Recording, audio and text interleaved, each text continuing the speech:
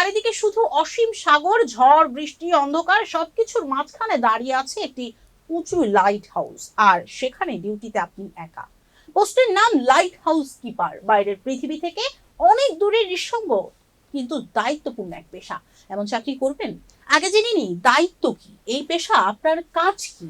যদিও 90% light house গুলো automated হয়েছে, কিন্তু নরওয়ে, যুক্তরাষ্ট্র, কানাডা সহ বেশ কয়েকটি দেশ এখনো ম্যানুয়াল লাইট হাউস কিপার আছে, যেখানে যারা কাজ করে তাদের দায়িত্ব হলো সমুদ্র পথে চলা জাহাজগুলো যেন নিরাপদে পথ চিনতে পারে, রাতের লাইট জ্বালানো, দিনের রক্ষণাবেক্ষণ এবং সবসময় আবহাওয়ার আপডেট নজরে রাখা।